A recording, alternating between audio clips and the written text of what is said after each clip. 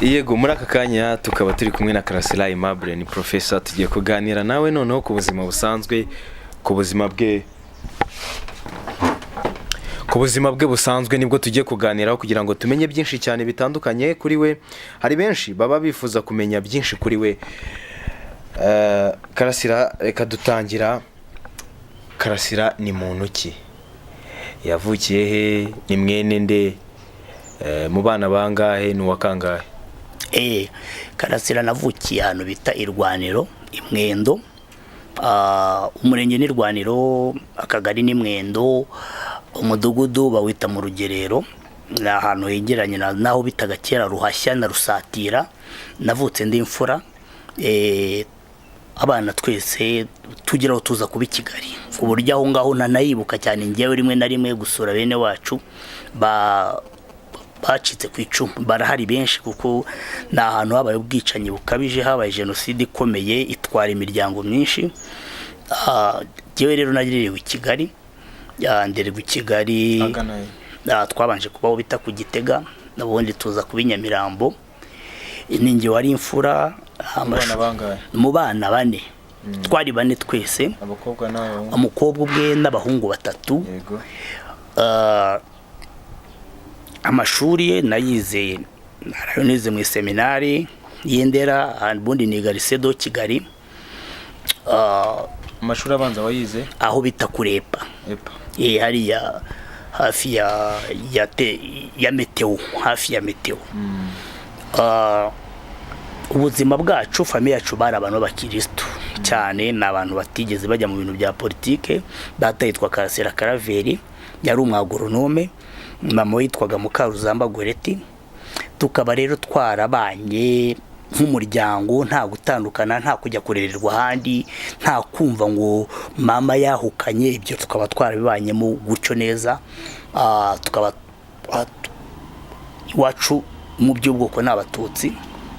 Tukaba uretse ivangura ryajyaga riba nko mu ishuri baduhagurukije, kuko mu ntangiriro za buri mwaka baraduhagurutsaga bati Abatutsi ni bande, Abahutu ni bande. Abatutsi babaga ari bake cyane, ukuva biteye ipfunwe. Ariko nicyo cyonyine nakubwira nabonye.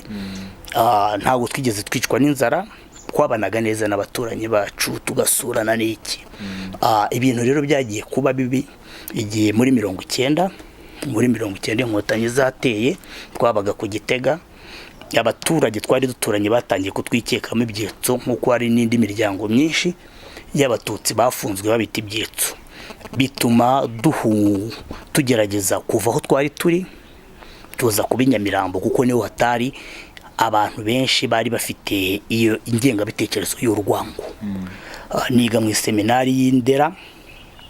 Muri 94 yabaye umuryango wacu wuzuye, tunanirwa kuhunga. Twabuze aho duhungira kuko amasura yacu yatwerekanaga yuko bari kutwica unyo wakwerekana irangamuntu.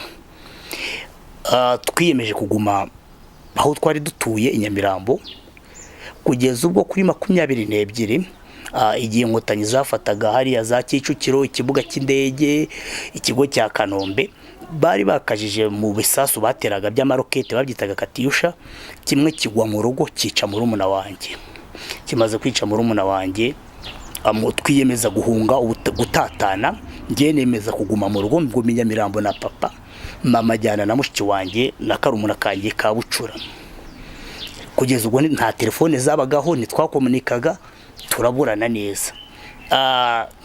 Intambara irangiye muri 7 abasirikare ba FPR badusanze aho twari twihishe mu nzu, mu masipure yaratiki. Ariko abantu twageragamo, abantu bakaducungira interahamwe zagenda, tugateka, tukarya, tukanafashwa, kuko nta bantu bari bagifite ibintu. Leta yari imaze iminsi itanahemba abaturage, abakozi bayo. Nyuma rero harinze nk'ibyumweru nk'ukwezi, twabonye mama agarutse atubwira yuko nawe yagize amahirwe yarokotse. Mama azazanye ibintu ari kumwe na murumuna wanjye, n'ubu tubana, ariko wagize ibibazo byo mu mutwe. Batubwira yuko ibintu ari bizima, ko hari ibintu basize ahantu bitiririma, hari ibitaro, ko azasubirayo kubifata. Mama asubiyeyo ntiyagaruka.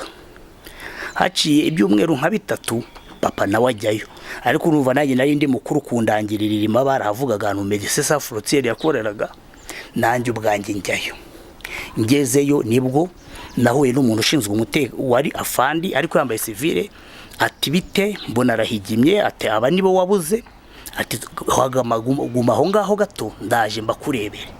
Mu gihe agiye nibwo nabonye umugira neza, nanamushimira sinkimwibuka, sinzanapfa munongeye kumubona, ahita ambwira ati igendere niko bimeze, buri ni mugoroba batwara abantu bakeka ko ari interahamwe, ariko iwanyu baketse yuko mama wawe kubera gukora muri Medecins Sans Frontieres abafasha yavuganye n'igifaransa nabo, kuko benshi b'inkotanyi ntabwo bari bazi igifaransa, ngo avugana n'abazungu babwira yuko hari ubwicanyi buhari. Kuva ubwo iwacu bagenda gutyo, amezi angahe arashira, tumenya yuko babishe abari aho bose. Bajya ari bangahe? Ubwo bari batatu, nuvuga ngo inkotanyi zatwiciye abantu batatu, papa, mama na mushiki wanjye. Ubwo na wa mwana wishwe na Katyusha babaye bane. Tugerageza rero kubana na uriya murumuna wanjye, ntashoboye kumurera, nari mfite imyaka 17, we afite imyaka 4. Tugeraho tugira umuryango wavuye i Burundi, uraza rimwe ne wacu umusirikare w'umukobwa, ubu ni umumama witwa Julienne, atushakira umuryango ngo tubane, kuko hari ikibazo cyo kubohoza amazu yabaga arimo abantu badafite kivugira, doko barazaga bafata inzu bakakuvanamo, bati inzu yabohowe na fandi. Turabana, ashobora kwiga bisanzwe, ntago nigeze ndihirwa na farije. Nashatse no kujya mu bintu bya ibuka niki, ariko ugasanga y'abatutsi babirimo bambaza aho genocide yabaye ndi, bajya gukora iperereza bagasanga nubwo twacitse ku icumu, ariko ababyeyi direct bishwe n'inkotanyi, bituma nta burenganzira mbona na bumwe bw'abacitse ku icumu, ndetse binyigisha ibintu ari by'abantu benshi banambonaho ntibabyumve. Bo hagati aho nagiye muri université, ntabwo byari birebire, ni iruhande ari Butare. Ariko icyo nshaka kukubwira, université wize yiki? Ni ikoranabuhanga. Naho muri université nahabaga ntafite ahantu ho kuba mu gihe cy'ibiruhuko, hagasigara abantu bacitse ku icumu gusa, kugera ubwo za 1998 kugera muri 2003 gutyo. Aho naho ntabwo nahabanye neza n'abantu, kubera yuko abana bose bacitse ku icumu babashyizemo yuko ntari uwabo, bahimba inkuru zitabayeho. Bamwe barahimba ngo ndi umwana wa Karamira Foroduard wari interahamwe ikomeye, abandi bavuga ko ndi uwa Bucyana Martin wari uwa Sederi, kugira ngo gusa abantu banyange kandi ntibibaze ibyambayeho, kugira ngo ibibi bya FPR byakoreye umuryango wanjye bitamenyekana. Ibyo rero byampaye isomo, ari naryo abantu babona nkoresha cyane, byo kugira ukuri no kutagira ubwoko na bumwe shyigikira. Ngo uvuge ubwoko bw'abahutu n'abagome bose, ubwoko bw'abatutsi n'abagome bose, wogiye nahemukiwe ku mpande zombi. Kuko ubwo nkubwira aho irwaniro nta hasigaye ingerere, kuko interahamwe zagezeho, bamwe bavuga ko banohereje indege iragendira batsemba kajugujugu, kuko bari bashoboye kwirwanaho barwanisha amabuye n'iki, kuko kuva 59 bari mu batutsi bashoboka kwirwanaho bagakumira abahutu bavuyemo, ubwo bashakaga kubamara n'ibiki n'ibiki. Nuko rero byagiye bigenda magingaya, ndumva sinzi wambaza ibindi. Ndumva uracyari umusore, ufite umuryango ugukomokaho, bimeze bite? U Rwanda rero ko narubonye ni igihugu gishaririye, ni igihugu nanjye ubwanjye kukibamo mbona biruhije. Ntago naza n'umuryango, ntago nashinga umuryango ndi mu Rwanda. Ko numva abana banjye ntago bashobora kubona uburenganzira bwo kubaho nkuko nanjye nabwimwe. Ndaguha nk'urugero, ugiye nemwe passport, ubu ndumva n'umwana wanjye n'urukingo wenda bazarumwima. Ni igihugu mbona kirobanura, kigendeye yuko ufite ibitekerezo bitandukanye n'ibyo bo bafite, kandi je sinshobora kugira ibitekerezo nk'ibyo bafite, kuko giwe nahemukiwe ku mpande zombi. Busanga barahemukiwe nko ku ruhande rumwe, bakigira batagatifu ku ruhande rumwe, urundi bakarugira nk'urwa shitani. Unose waba ufite umukunzi basi? Nta mukunzi, kuko ibintu byanjye usanga ari ukwirirwa nihisha, ari ukwirirwa mfite abantu bangendaho. Ibi bintu byatangiye kera, no kuvuga ngo natangiye guhera mu 2010 ari nabwo nagiye mu buhanzi. Byatangiye kera aho abanyeshuri n'abandi bambari ba FPR ngira ngo n'abana b'abacikacumu babona ari umututsi nk'aba, ariko ntajya mu nama zabo, inama za erije ibiki, bampimbye nyine ayo mazina bituma abantu bose bamvaho, bakavuga bati ntitwabana n'umwana wa Bucyana, ntitwabana n'umwana wa Karamira. Dog ni uburyo bwa segregation ni mu Nyangire. Nuvuga ngo nahuye n'ibibazo birenza hari byo abanya-Palestina bahura nabyo bayobowe na Israel, cyangwa abirabura bahuye nabyo apartheid kiyobora. Karasira ni igiki yanga urunuka mu buzima bwe? Je nanga ikinyoma, nanga umuntu mbeshya, nanga no kumva umuntu ubeshya abandi. Ni ikinyoma rwose. Ni ikihe kintu ujya wishimira mu buzima bwawe? Ikintu kijya kinshimisha niyo nahuye n'abantu tukaganira kuri politike yo mu Rwanda, ariko nta bwoba dufite tukayivuga ukwiriye. Numva bishimishije, numva nta rugugera na gatoya. Okay, mu bijyanye n'icyo kurya n'icyo kunywa ukunda iki hagataho? Byose ntago ndobanura, nta ibyo kuri iby'umutekozi yaba yateguye n'ibyo nijya nta kibazo na gito. Ibyo kunywa se? Ibyo kunywa nirinda cyane ziriya nzoga zifite alcohol ikomeye, nako isukari nka mitsingi, inzoga za Bralirwa ubu nizo ndi kwirinda, n'inyweri za Skol. Ese waba ukurikira iby'umupira? Niba ukurikira iby'umupira ufaniye ikipe mu Rwanda? Mu Rwanda umupira ndawukunda, ariko ntabwo nkunda kujya kureba. Ikipe mfana ni Rayon Sport, ikipe nanga kuko yo biri mu maraso, ubwo inajyana na FPR. Ngiye njyavuga yuko inahuye na shitani, nafaniyo ishitani ni ikipe ya APR ndayanga n'umutima wanjye wose, kuko yari ishamikiye kuri FPR. N'abasirikare batagiriye mu ishyamba bakina umupira, baza banica n'umupira w'abandi, bagura abakinnyi, bagira gute. Ibyo byose byatumye nanga APR. Uri ni kundera Rayon Sport. Usingira muri idini Karasira? Gendo mu Gatolika. Niwe muhanzi ukunda mu Rwanda? Mu Rwanda bari mu Rwanda ntawe nakubwira ngo nkunda abahanzi b'abanyarwanda bo barahari. Ubwo iyo twajya mu abapfuye ariko twabareka. Nka Rugamba numva ari umuhanga, nkunda umuntu bita Byumvuhore kwanza ni uza bwa mbere, hakaza Masabo Nyangezi, hakaza Nkuru Nziza, niwe Mugabo Firemu, Ben Rutabana. Abo ngabo abariho ubu ngubu na abona bariho. Ben niwe wabuziri wenge, abo bari bago ntiba mu Rwanda bibera hanze. aba nka generation cyangwa se kiragano gishyashya nabaye wenda nemera Gatafu Gangs batari bayicamo ibice. Bayiciyemo ibice babaha amafaranga kugira ngo badakomeza kuvugira rubanda. Indirimbo haraye muri iyi minsi ni yitwa ngiki? Ni yanjye yitwa Shitani. Kuko Shitani nta uzayikumbura, ni yanjye. Je numva izanjye nkumva n'izabandi. Umuhanzi nkunda muri rusange ariko ku isi yose yitwa Tikeni Jafakori, no muri Cote d'Ivoire. Ni hehe hantu uri kumva wizuye umutekano wawe? Mu Rwanda ntaho. Mu Rwanda iteka umuntu abazi ko bamufunga, umuntu abazi ko bamuroga, bamuha twatuzi. Ntago mu Rwanda nta mutekano. Mu by'ukuri ndwaye anxiety n'ubwoba umuntu ahorana. N'ubwoba umuntu ahorana ku buryo bituma mbifatira n'imiti niyo gusinzira nkayifata, kuko nta kindi kintu ntacyo nizeye. Mba nzi yuko igihe cyose abantu bishe data bakica mama n'abarumuna banjye, mba numva yuko nanjye bazanyica. Nuko bimeze. None se iyo waruhutse ni iki kintu ukunda gukora?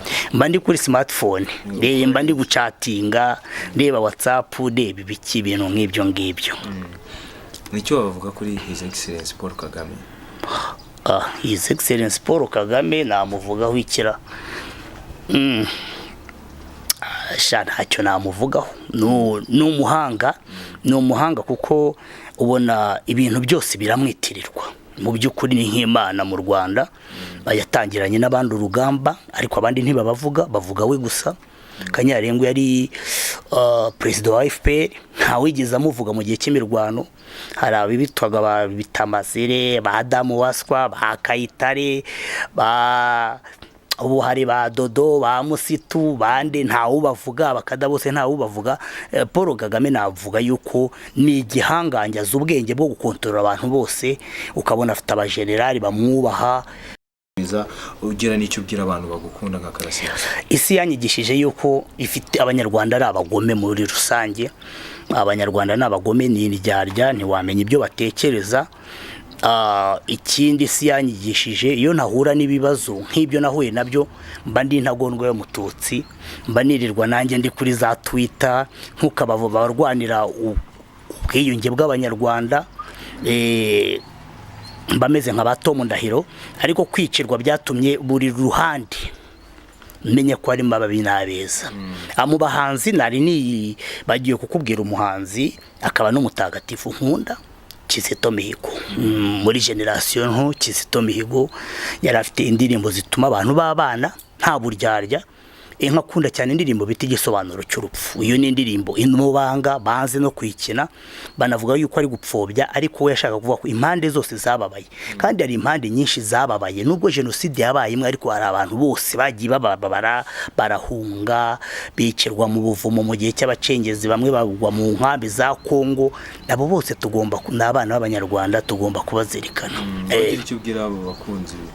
Abakunzi ikintu nababwira nuko Karasira no muntu ukuri, utakwiriye kuyobya, utagambiriye kuyobya abanyarwanda, kuko ugambiriye kubaho ukuri, uba ukunda abanyarwanda, ariko akabakunda uko bahinduye imico yabo, baretse uburyarya, baretse guhakirizwa. Nkaba nabwira abayobozi bacu yuko batagwa mu mutego nk'uwababanjirije, bakimika urukundo. Hari amagambo menshi twagiye tubona asa nk'arimo abiburwangano, nk'ijambo James Kabarebe generali yabwiraga abantu b'abacika cumu, ijambo generali Mubaraka yabwiraga abamotari, cyangwa yavuga ati ingenga bitekerezo, ati iyo tuba ikintu nabwira nk'abayobozi, imvugo zangisha abantu bagomba kuzireka, kuko urabona indi nk'imvugo ya Mugesera ivuga ngo barajyana abantu Abisiniya, ni imvugo yakoze amateka mabi. Ariko kubona abantu bari ku butegetsi kuri FPR bamenye ko byanahinduka, nta kuvuga amagambo mabi uyobya, barambeshya ngo ni kuyobya abantu, ahubwo nibo bamwe mu babayobya. James Kabarebe yavuze amagambo atandukanye abantu hagati y'abacitse ku icumu n'abantu bava hanze. General Major aravuga ati Mubaraka ati ingenga bitekerezo dufite igisirikare, tugomba kugira icyo tubakoramo. Yavugaga nko kubarasa, kandi bafite ingenga bitekerezo bakwiriye kujyanwa mu nkiko cyangwa bakigishwa. Hari n'abandi ntavuze wenda kubera ko bakomeye, abantu bavuga ngo nzabarasa ku manywa y'ihangu, ngo genda kwica ntibintera ubwoba. Iyi akaba ari ijambo ryo abaturage.